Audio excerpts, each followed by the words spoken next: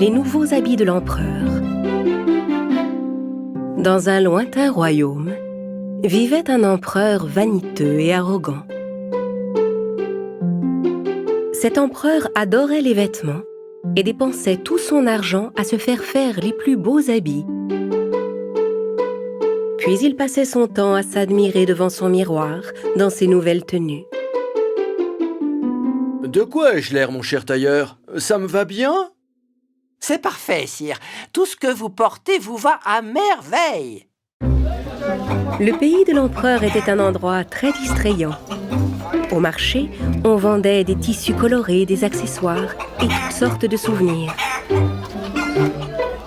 Un jour, 2 escrocs arrivèrent au marché et se présentèrent comme des tisserands qui fabriquaient les plus belles étoffes du monde. Bien sûr, ils savaient que l'empereur était toujours à la recherche de tissus rares pour ses nouveaux habits. Ils lancèrent aussitôt une rumeur sur le marché.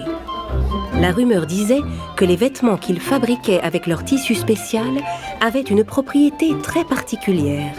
Les personnes idiotes ou incompétentes dans leur travail étaient incapables de les voir. Bien sûr, la rumeur ne tarda pas à parvenir aux oreilles de l'empereur. Incroyable, incroyable! Si je porte ces vêtements, je pourrais tout de suite savoir qui mérite vraiment son poste parmi les gens qui m'entourent. Et je pourrais instantanément différencier les imbéciles des personnes qui ont de l'esprit. Faites venir ces tailleurs immédiatement! Les 2 faux tisserands se présentèrent devant l'empereur. Très bien, messieurs, je veux que vous me fassiez un superbe habit dans le tissu le plus rare que vous ayez jamais tissé. S'il me plaît, je vous paierai encore plus que vous ne demandez. Mais dans le cas contraire... Rassurez-vous, Votre Majesté. Nous allons vous faire un habit exceptionnel dans un tissu rare, une étoffe absolument unique au monde. Votre Altesse, souhaitez-vous une couleur en particulier? Eh bien, je vous laisse choisir. Mettez-vous au travail. Je vais vous faire payer dès maintenant une avance. Les faux tailleurs installèrent aussitôt un atelier et firent mine de se mettre au travail. Mais sur leur table de travail, on ne voyait aucun tissu. Ils commandèrent des fils d'or et toutes sortes de joyaux, mais ils mettaient tout ce qu'ils recevaient dans des sacs. Et ils continuaient de travailler tard le soir sur leur table vide. L'empereur était curieux de voir comment le travail sur son nouvel habit avançait. Mais il se rappela la mise en garde des tailleurs. Seuls les gens intelligents et qui faisaient bien leur travail étaient capables de voir ce tissu. Je n'ai pas de souci à me faire. Mais je vais d'abord envoyer mon fidèle Premier ministre. C'est un homme sage et c'est mon meilleur conseiller. Alors le brave et honnête ministre entra dans la pièce où les 2 escrocs travaillaient sur leur table vide. Il ouvrit grand les yeux et, à sa plus grande surprise, ne vit absolument rien. Mais il n'osait pas l'avouer.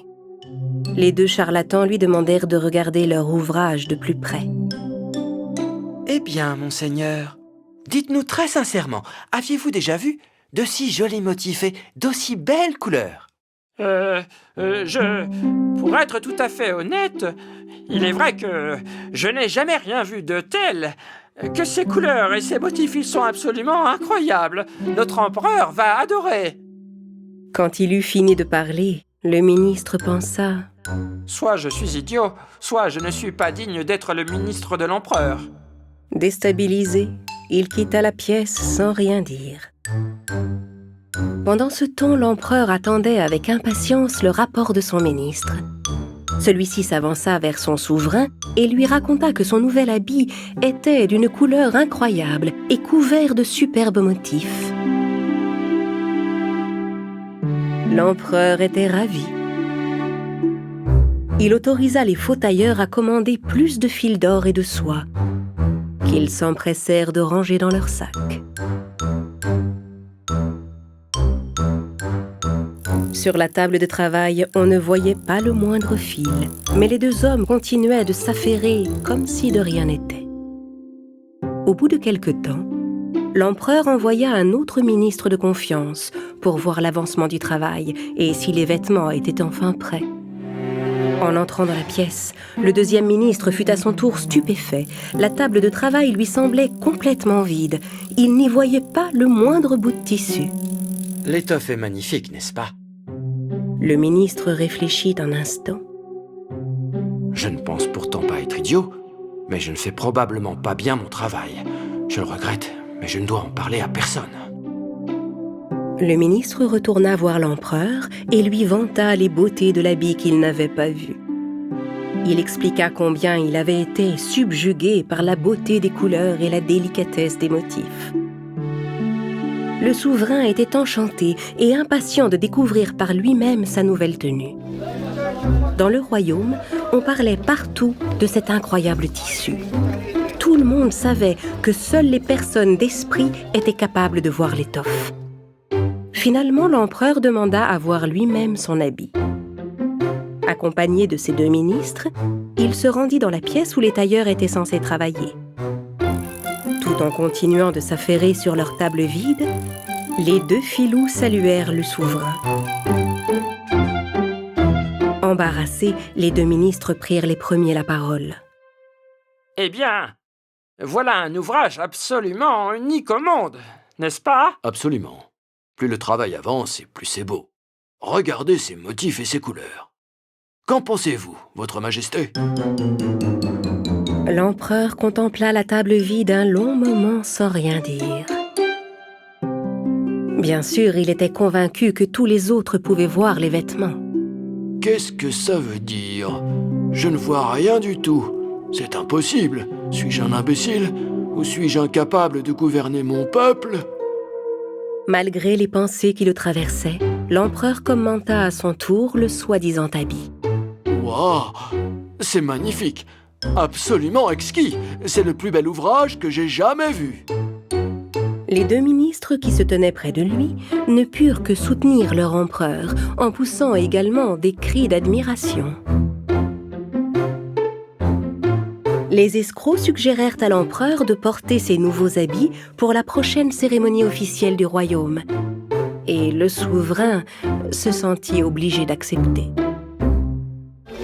Tout le royaume était impatient de voir l'empereur dans ses nouveaux habits. Tout le monde vantait le talent des tisserands. L'empereur décerna une médaille aux tailleurs pour les récompenser et les nomma tisserands secrets du palais. La veille de la grande cérémonie, les deux escrocs s'affairèrent toute la nuit sur leur table de travail. Et tout le monde put voir le mal qu'ils se donnaient pour finir à temps le costume de l'empereur. Au matin, le souverain rassembla ses plus fidèles conseillers et se rendit dans l'atelier. « Votre tenue est prête, Votre Altesse. » Les deux escrocs tendirent les bras comme s'ils lui montraient quelque chose et lui présentèrent tour à tour le soi-disant pantalon, la supposée veste et la cape inexistante. L'empereur et ses hommes n'osaient pas dire un mot. Ces vêtements sont plus légers qu'une plume. On aurait presque l'impression qu'on ne porte rien, et c'est justement ce qui fait toute la magie de ce tissu. Votre Majesté, si vous le permettez, nous allons vous aider à enfiler vos vêtements. Si vous voulez bien ôter ceux que vous portez actuellement.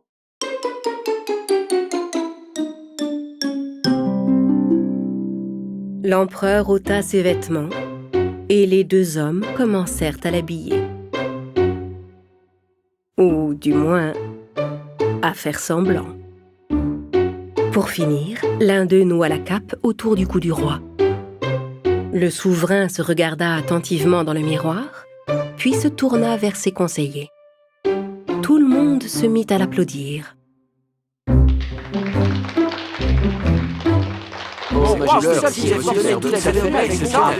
C'est un honneur pour J'allais faire ça. Quelle élégance! Cérémonie. Surprenant! L'empereur se regarda à nouveau dans le miroir en faisant mine d'admirer sa belle allure. Oui, je crois que ça va être très bien. Parfait, eh bien je suis prêt. Les ministres firent comme s'ils tenaient la cape de l'empereur, en s'efforçant de cacher aux autres qu'il ne voyait rien du tout. L'empereur et sa suite sortirent du palais.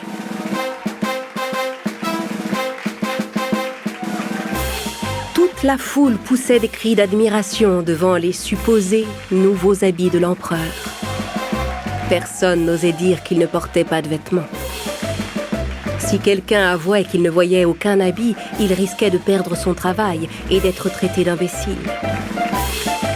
Seul un petit garçon osa à un moment prendre la parole. C'est bizarre, le roi ne porte rien du tout sur lui. Le roi, ses ministres, les soldats et le peuple restèrent pétrifiés un instant. Regardez, le roi est tout nu. C'étaient les paroles d'un petit garçon innocent. Seul un enfant avait osé dire la vérité dans cette absurde situation. Alors le père du garçon s'écria à son tour. C'est vrai, le roi ne porte aucun vêtement sur lui. Il est complètement nu. Finalement, tout le monde reprit courage et se mit à s'écrier « Le roi est nu, le roi est nu ».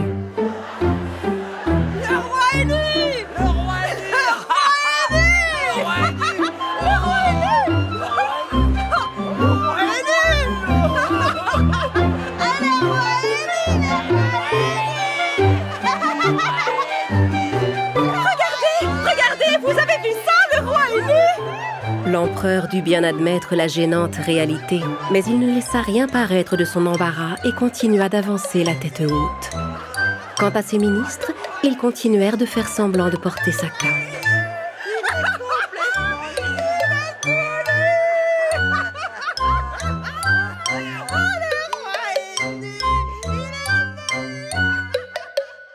L'empereur poursuivit sa tournée comme si de rien n'était. Les deux escrocs, eux, avaient déjà quitté le pays de ce souverain vaniteux, en emportant avec eux les fils d'or, la soie et les joyaux qu'ils avaient accumulés.